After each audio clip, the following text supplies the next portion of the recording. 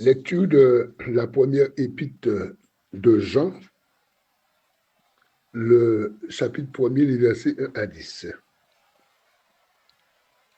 Ce qui était dès le commencement, ce que nous avons entendu, ce que nous avons vu de nos yeux, ce que nous avons contemplé et que nos mains ont touché concernant la parole de vie, car la vie a été manifestée et nous l'avons vue et nous lui rendons témoignage et nous vous annonçons la vie éternelle qui était auprès du Père et qui nous a été manifestée. Ce que nous avons vu et entendu, nous vous l'avons à vous aussi annoncé, afin que vous aussi vous soyez en communion avec nous. Or, notre communion est avec le Père et avec son Fils Jésus-Christ. Et nous écrivons ces choses afin que notre joie soit parfaite. La nouvelle que nous avons apprise de lui est que nous vous annonçons, c'est que Dieu est lumière et qu'il n'y a point en lui de ténèbres. Si nous disons que nous sommes en communion avec lui et que nous marchions dans les ténèbres, nous mentons et nous ne pratiquons pas la vérité. Mais si nous marchons dans la lumière comme il est lui-même dans la lumière, nous sommes mutuellement en communion et le sang de Jésus, son Fils, nous purifie de tout péché. Si nous disons que nous n'avons pas de péché, nous nous séduisons nous-mêmes et la vérité n'est point en nous. Si nous confessons nos péchés, il est fidèle et juste pour nous les pardonner et pour nous purifier de toute iniquité.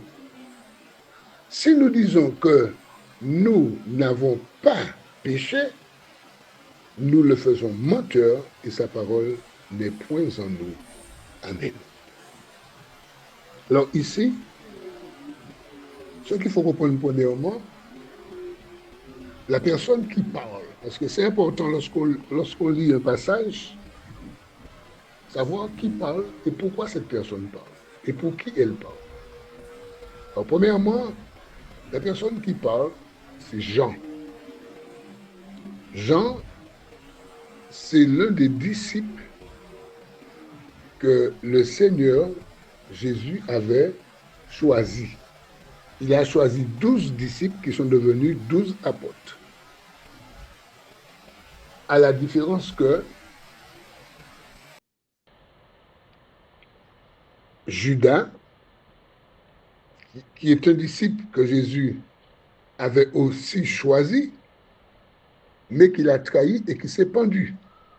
Il en restait 11 et on a remplacé Judas par un autre disciple. Maintenant, quand tu lis ce passage, tu vois que ça commence par ce qui était dès le commencement, ce que nous avons entendu. Tu vois, nous, première personne du pluriel. Il y a la personne qui parle, Jean. Jean, c'est lui qui a écrit, c'est Jean qui a écrit l'évangile de Jean. C'est Jean qui a écrit l'Apocalypse. Et c'est lui aussi qui a écrit l'épître de Jean. Lorsque tu lis dans les évangiles, on parle d'un disciple qui mettait sa tête sur la poitrine de Jésus. C'est lui, Jean. Et Jean a été le dernier disciple à mourir. Tous les autres sont morts avant. Jean, il est mort à plus de 90 ans. Il avait été exilé sur l'île de Patmos. Et c'est étant exilé sur l'île de Patmos en martyr qu'il a reçu la révélation de l'Apocalypse. C'est lui, Jean. D'accord? Ça, c'est juste le contexte pour savoir qui parle. Et quand il parle à la première personne du pluriel, il parle des disciples, des autres apôtres, quand ils étaient en présence de Jésus. Parce que Jésus a passé 3 ans avec les disciples pour les former, pour leur donner pouvoir, puissance. Ils étaient à l'école. D'accord? Jésus leur a transmis pour qu'eux-mêmes qu'ils puissent transmettre. Et c'est pourquoi nous avons les évangiles. Et c'est pourquoi il dit ce que nous avons vu de nos yeux. Jean et les autres disciples ont vu Jésus à l'œuvre. Ce que nous avons contemplé et touché de nous, mais concernant la parole de vie. Jésus, c'est la parole de vie. Jésus, c'est la parole. Jésus, c'est la vie éternelle. Tu vois, c'est Jésus. Parce qu'il faut bien comprendre que Jésus était un homme comme nous, mais pas comme nous en même temps. Ça veut dire que Jésus était un homme avec la chair, du sang, tout ce qu'on veut, mais Jésus, sa naissance venait directement de Dieu. La Bible nous dit que le Saint-Esprit a couvert Marie et Jésus est né. Jésus n'est pas né par un rapport sexuel d'homme et de femme. Là, on comprend bien que Jésus, c'est l'essence même de Dieu. Il avait la forme d'un homme, mais c'était Dieu, c'est Dieu. C'est pourquoi ici, Jean dit ce que nous avons touché concernant la parole de vie. Car la vie a été manifestée à travers Jésus. Et nous l'avons vu et nous lui rendons témoignage. Ce qui veut dire, il y a des personnes qui peuvent témoigner et qui ont laissé des écrits. Les disciples ont réellement vécu avec Jésus, d'accord? Et les disciples ont laissé des témoignages par des écrits. Et nous vous annonçons la vie éternelle qui était auprès du Père. Ça veut dire que Jésus, avant de descendre sur la terre, était auprès du Père pour toujours et qui nous a été manifesté. Jésus s'est manifesté, d'accord? Jésus a vécu 33 ans. Mais c'est à partir de 30 ans, Jésus a commencé son ministère et nous pouvons le lire dans Jean. Il est dit que quand Jésus s'est fait baptiser, Jésus avait à peu près 30 ans. Ce sont des choses qui se sont passées vraiment. Les gens ne croient pas en la parole, mais la parole, c'est la vérité. Ce que nous avons vu et entendu, nous vous l'annonçons à vous aussi, afin. Alors pourquoi ces écritures? Afin que vous soyez aussi en communion avec nous. La communion, c'est quoi? La communion, c'est pas seulement lorsqu'on prend le pain et le vin. La communion, c'est aussi être dans un même esprit, d'accord? Une même vision, un même amour, une même espérance. C'est communier, c'est partager ensemble, d'accord? La communion, elle peut être physique, mais elle est surtout spirituelle, ok? Il est dit, afin que vous aussi, vous soyez en communion avec nous. Or, notre communion est avec le Père et son Fils Jésus-Christ. Voilà la vraie communion. Les gens, sans le savoir, sont en communion avec des démons. Oui, oui. Quand tu vas chez un sorcier, quand tu vas chez un magicien, quand tu vas chez un voyant, tu es en communion parce que nous sommes esprit, âme et corps. Et quand quelqu'un va visiter un voyant, un guérisseur, la personne ne sait pas ça, mais elle est en communion avec des démons. Elle est en communion avec le diable. Et elle reçoit des choses du diable, des esprits, des démons. Ici, la parole nous dit, oh, notre communion est avec le Père et avec son Fils Jésus-Christ. Ça, c'est une bonne communion. C'est pourquoi que les personnes qui, dans le monde, vont voir les gars des affaires, quand elles viennent au Seigneur, ces personnes doivent confesser, doivent renoncer, doivent demander pardon au Seigneur pour se défaire, pour se désolidariser avec toutes ces choses qu'elles se sont attachées. Parce que qu'elles le veuillent ou non, ces personnes, elles sont attachées, elles sont liées. Tu les vois, elles sont bien, elles rient, elles travaillent, elles font tout, mais le fait elles ont été visitées, elles ont été consultées, on leur a donné des choses, les gens leur ont imposé les mains. Parce que quand tu vas voir les magiciens, les voyants, les guérisseurs, ils t'imposent les mains, ils te donnent des bains, ils te donnent des choses. Ils prient pour toi, mais ce n'est pas Jésus qu'ils prient, c'est le diable qu'ils prient. Même si dans leur bouche, le mot de Dieu sort, mais c'est le diable. Parce que la Bible dit interdit d'aller consulter ces gens. Alors il faut savoir que les gens sont en communion, en relation étroite. Verset 4. Et nous écrivons ces choses, afin que notre joie soit parfaite. Ça veut dire quoi? Lorsqu'on a Jésus, quand on a accepté le Seigneur, alors je rappelle, c'est très important. Trop de personnes disent qu'elles ont le Seigneur, qu'elles croient en Dieu, mais elles se satisfont de leur baptême bébé. Le baptême bébé n'est pas chrétien. Le baptême bébé n'est pas... C'est pas biblique. Cette histoire de baptême bébé, c'est pas biblique ça. Nulle part dans la Bible il y a marqué ça. Et puis c'est pas... Jésus, si c'était biblique, Joseph et Marie, ils auraient baptisé Jésus. Bébé, bébé, non. Jésus s'est baptisé à 30 ans, mes amis.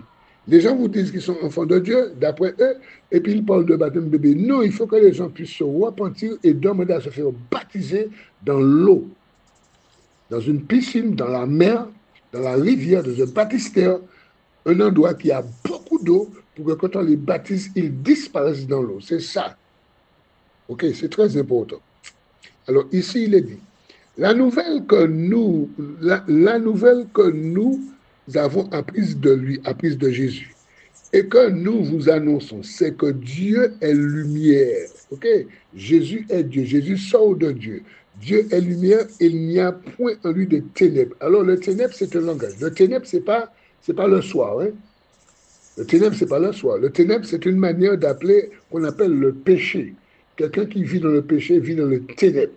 OK? Il faut bien comprendre ça.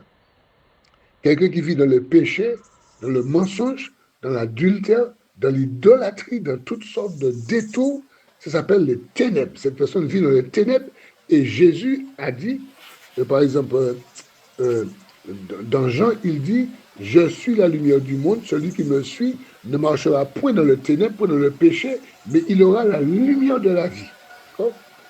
Verset 6, si nous disons, écoutez bien, si nous disons que nous sommes en communion avec lui, qui veut dire, on a vu tout à l'heure, être en communion, c'est être en relation, d'accord, c'est d'accord, c'est marcher aussi, ok, marcher aussi avec la personne, c'est obéir à sa parole. Si nous disons que nous sommes en communion avec lui et que nous marchons dans les ténèbres, dans le péché, eh bien nous sommes des menteurs, nous mentons et nous ne pratiquons pas la vérité. Dans Jean 14, verset 6, Jésus a dit, je suis le chemin, la vérité et la vie. OK? Mais si nous marchons dans la lumière, marcher dans la lumière, c'est quoi? C'est marcher avec Jésus, c'est marcher dans Jésus, c'est marcher dans la parole, c'est obéir à la parole, c'est se soumettre à la parole de Dieu. C'est ça, marcher dans la lumière. Se soumettre. Je donne un exemple.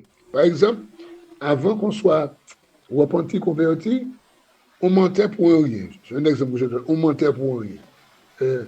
On a, je sais pas moi, il y avait quelque chose là, il y avait un fruit là, il y a personne, on a pris le fruit, personne ne nous a vu. Après, on demande, qui c'est qui a pris le fruit? Ah, c'est pas moi. C'est pas toi qui a pris le fruit. Non, c'est pas moi. On ment. Ça c'est être dans le ténèbre, dans le mensonge, ça c'est péché. C'est toi qui as pris le fruit, tu ne l'as pas pris. Mais maintenant, il est dit que si nous marchons dans la lumière, c'est-à-dire si nous marchons en Christ, si on dit qu'on est chrétien, si on dit qu'on est un nouveau converti, on est un nouveau repenti, si on est baptisé, ok? Alors si nous marchons dans la lumière, comme il est lui-même dans la lumière, comme Jésus est lui-même dans la lumière, nous sommes mutuellement. Mutuel, c'est quoi? Mutuel, c'est ensemble. Dans mutuel, il y a une notion de persévérance, de continuité. Nous sommes mutuellement en communion. Et maintenant, le sang de Jésus, son Fils, nous purifie de tout péché. Tout à l'heure, on a lu au verset 6, si nous disons que nous sommes en communion avec lui et que nous marchons dans les ténèbres, nous mentons et nous ne pratiquons pas la vérité. Mais si nous marchons dans la lumière, si nous marchons avec Jésus, comme Jésus lui-même est dans la lumière, eh bien nous sommes en communion mutuelle. Et le sang de Jésus, le Fils de Dieu, nous purifie de tout péché. Pourquoi? Parce que le fait d'accepter la parole de Dieu, le fait d'obéir à la parole de Dieu, le fait de confesser nos péchés, le fait de demander pardon à Dieu, eh bien le sang de Jésus nous purifie. Verset 8.